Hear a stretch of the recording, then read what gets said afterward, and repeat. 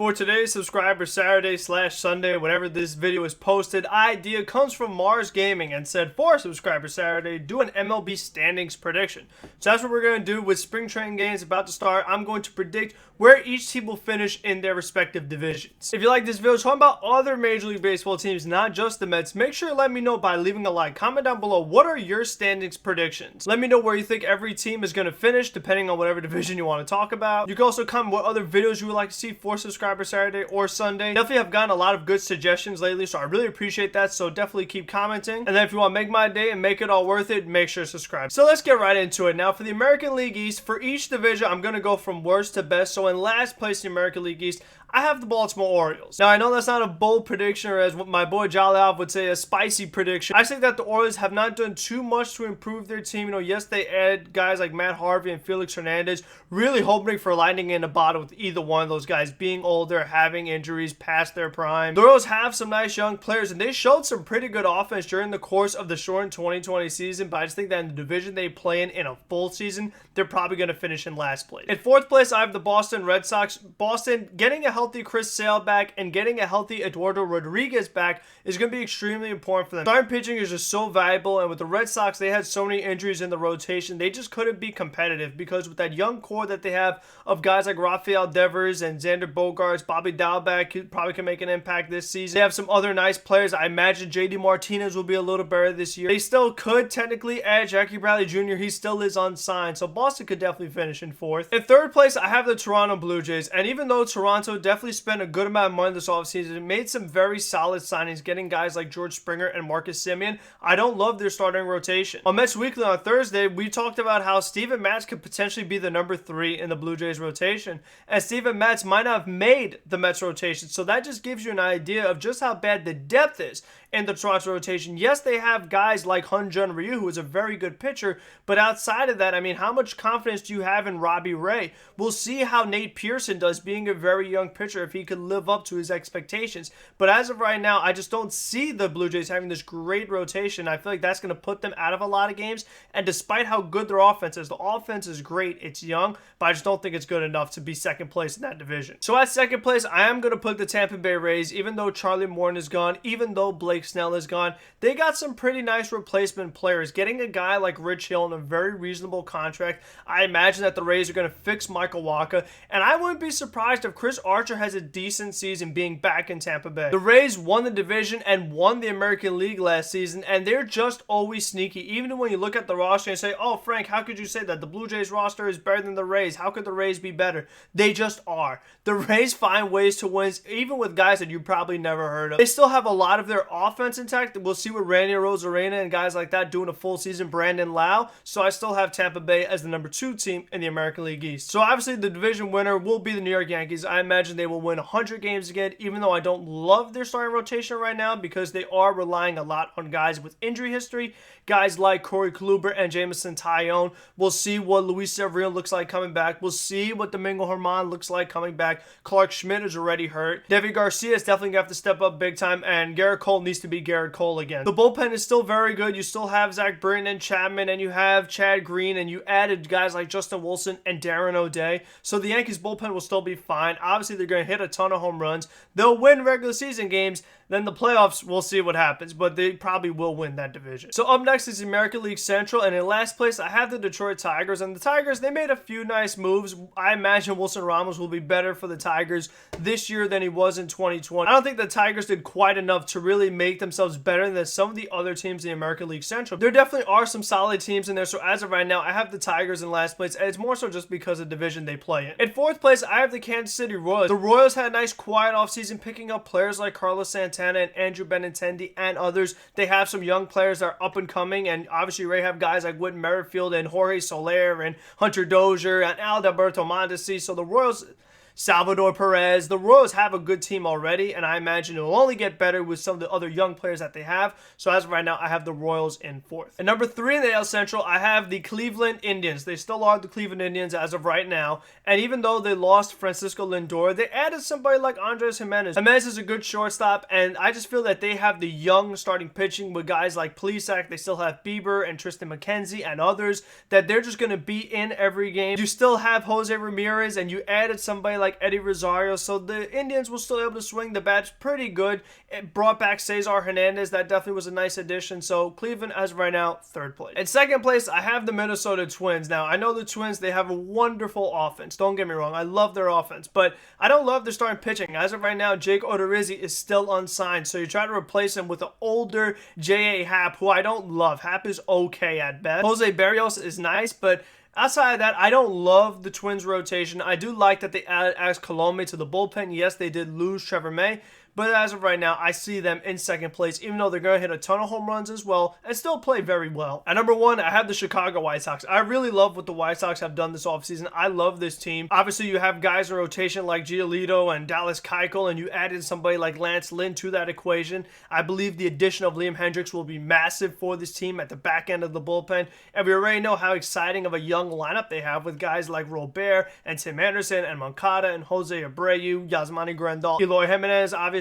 So I just think that the White Sox, they've done so much in this offseason to improve what was already a good year for them, that is going to put them in first place in the American League Central. Out to AL West, in last place, I have the Texas Rangers. Sorry, Samuel, I know you're a Rangers fan, but I just think that they didn't do too much in this offseason, and I didn't love the Rangers team to begin with. Yes, they have a nice young player like Josh Young, but I just don't think he's going to be able to carry them to fourth or even third place in that division. So as of right now, I have Texas in last. Fourth place, I have the Los Angeles Angels. I still just can't believe that the Angels, with the kind of player that they have in Mike Trout, I had a lot of expectations for them this offseason. I thought they were going to get somebody big. I thought they were going to get Bauer or just some kind of big-time player on this team, but they didn't do that. You know, they tried to go get the Iglesias, get the Jose Iglesias, get the Raisel Iglesias, and the Iglesias are just not enough. I mean, yes, they added other players like Jose Quintana and Cobb, but again, that's not enough. Those aren't big-time impact players that are going to make you a winning team. I mean, the Angels, they had a very disappointing season in 2020,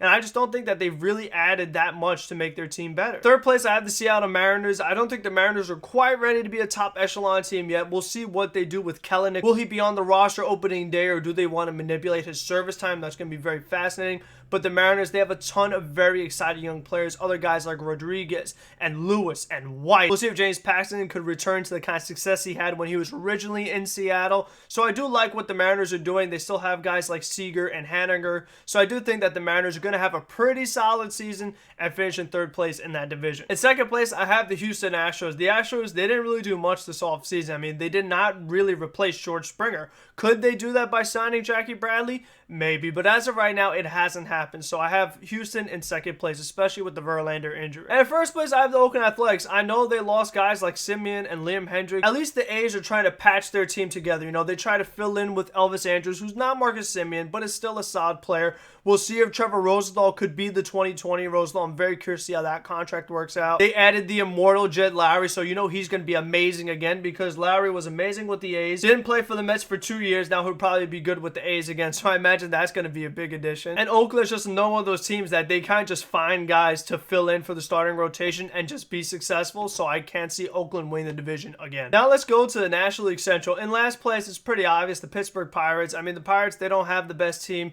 and the good players that they had, they got rid of. Trading away Josh Bell and Tyone and Musgrove, the Pirates are going to be in last place. It's unfortunate because I know I have Pirate fans that watch, but we know that their team isn't ready quite yet. They still are a very young team. They're waiting for these other young guys to develop. So as of right now, that's where they're going to be. In fourth place, I have the Cincinnati Reds. I don't know why. The Reds are another team like the Angels, I think, are the biggest losers of this offseason. You know, losing Trevor Bauer, and then what do you do to replace that? You know, you trade away Iglesias. You lose Archie Bradley. I just don't think that the Reds did all that much. The Reds still have not really filled in their shortstop equation, so I just think that Cincinnati did not do a good job in this offseason, and that's why I have them in fourth place. Third place, I have the Milwaukee Brewers. I know some people like Milwaukee. I'm not that high on them. Like, yes, you have Josh Hader and Williams in the back end of the bullpen, and you have guys like Brandon Woodruff in the rotation. You imagine that Christian Yelich is going to go back to MVP caliber, added a nice defender like Colton Wong, but still, I just don't think this Brewers team has enough, whether it's in the rotation or in the lineup, to really make themselves a top 2 team in this division. Second place, I have the Chicago Cubs, and the Cubs, they're in a very strange spot here. They have these guys on these expiring contracts like Chris Bryant,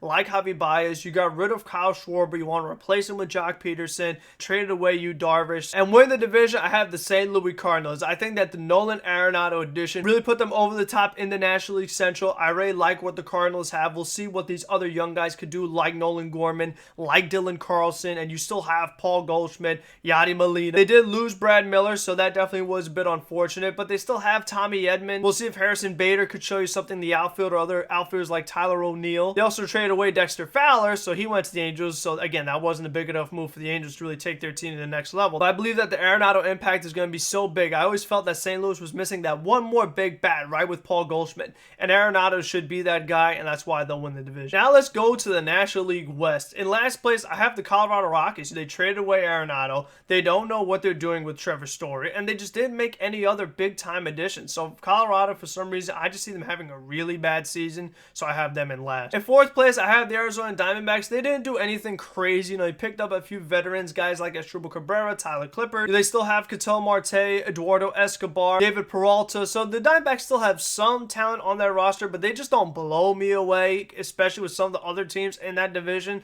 So I have the Diamondbacks in fourth place. Third, I have the San Francisco Giants. They've made a few nice moves, but nothing too crazy. I mean, there are two big-time teams in that division, and the Giants are just not going to be better than them, so they'll be in third. Number two, I have the San Diego Padres. Yes, they had a very busy offseason, probably had the best offseason out of everybody, adding Blake Snell, adding Joe Musgrove, adding Yu Darvish, bringing in Kim from overseas, re-signing Jurickson Profar, adding Mark Melancon, adding Keela to the bullpen. I mean, the Padres have done a ton this offseason, but it's just that there is a team in that division that is the reigning champs, and they're better, and that is the Los Angeles Dodgers. I talk about how the Cardinals getting Arenado put them over the top, the Dodgers getting Bauer put them over the top as well. They still re-signed Justin Turner, went way over the tax. They did lose Kike Hernandez, but all around still have a championship caliber team, so that is why the Dodgers will win the West. And in the National League East, this is where things get interesting. National League East is the toughest division for me to figure out. It is by far the most competitive division from top to bottom. In last place, I'm gonna go with the Marlins, but I could see it being the Phillies. It really is a toss-up. I think that the Marlins will see what they have in a full season. I think they did get kind of lucky in the 60-game stretch. Yes, they do have some very, very nice young pitchers. That definitely is a good start, but just overall, the total team as far as like bullpen and offense on a day-in, day-out basis, I just don't think that the Marlins are built for 162. So that's why I have them in last place. In fourth place, I have the Philadelphia Phillies. They spent money this offseason, giving JT Realmuto over $100 million, giving Didi Gregorius a nice contract. But the problem is that the Phillies, they made some other nice small moves, but they just didn't do enough to really improve their team. If anything, they just kept the team the way it was. And the way it was not good enough. So that's why I have the Phillies in fourth. Third place, I have the Washington Nationals. I think the Nationals are going to have a bit of a bounce back year this time around, adding guys like Josh Bell, adding Kyle Schwarber. The Nationals added John Lester. It looks like they're going to lose Anibal Sanchez. The Nationals will still be very good. Obviously, adding Brad Hand was a nice addition. I just don't think they're the best or second best team in that division. In second place, I have the New York Mets. Even though the Mets had a pretty good offseason, adding Lindor,